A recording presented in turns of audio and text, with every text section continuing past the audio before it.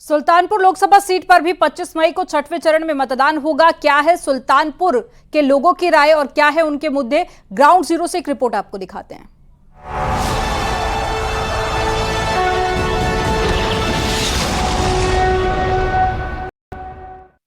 Sultanpur Lok Sabha seat का रण 25 मई को होगा। चुनाव प्रचार में भी सिर्फ कुछ दिनों का वक्त बचा हुआ है। हमारे साथ सुल्तानपुर की जनता है। इन चौपाल के जरिए समझने की कोशिश करते हैं कि आखिर सुल्तानपुर की जनता का मूड क्या है, किन बातों को लेकर के आप मतदाताओं के बीच में जो प्रत्याशी हैं वो जा रहे हैं। हम तो विकास के मुद्दे को लेकर जा रहे हैं। स्वास्थ्य है, शिक्षा है, बिजली है, पानी है, सड़क है, महंगाई, बेरोजगारी है। इस मुद्दे को लेकर हम जो है जनता के बीच में सकारात्मक प्रचार कर रहे हैं।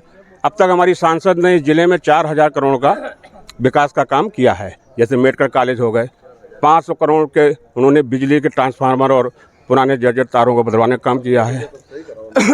हम लोग हर घर गांव में भी जल पहुंचा रहे हैं। ये बहुत बड़ी योजना है जो कि कभी लोग कोई सोचा भी नहीं था कि हर गांव में नल से जल मिल सकता है। हमने गरीबों पे कोई भेदभाव नहीं किया है, जो है हमने जातिवाद किया है, ना हमने हिंदू मुसलमान किया है। हमारी सरकार की योजनाओं का लाभ हर गरीब तक पहुंचा है। 5 साल में ऐसे कौन से वो बड़े काम जो सुल्तानपुर में किए गए हैं सुल्तानपुर की जनता के लिए?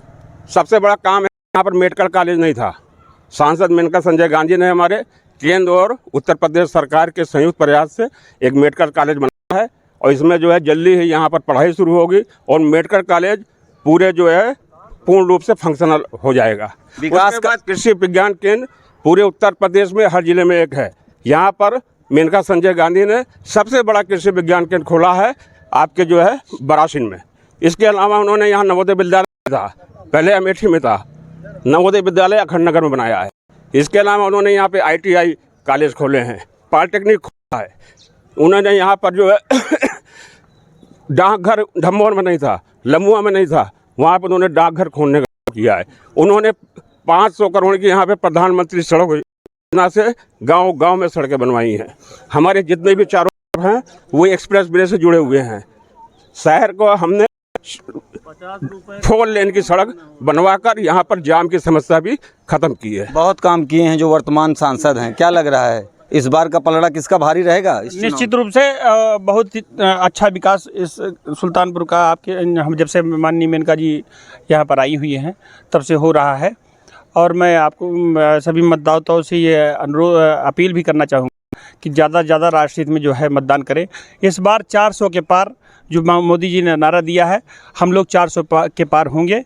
ये चूँकि विश्व पटल पर कहीं भारत दिखने लगा है तो मोदी सरकार में दिखा है और इस सरकार के नाते हमारे देश की अर्थव्यवस्था करके हर चीज़ को बल मिला है। 70 सालों तो से जो बैसाखी पे चल रहा था देश, आज वो देश पूरे विश्व में जिसे सितारे की तरह चमक रहा है। इसलिए भारतीय जनता पार्टी को आना बहुत आवश्यक है। निश्चित तौर पर परिवर्तन चाहते हैं, लेकिन परिवर्तन विपक्ष से चाहते हैं, सत्ता पक्ष से नहीं चाहते हैं।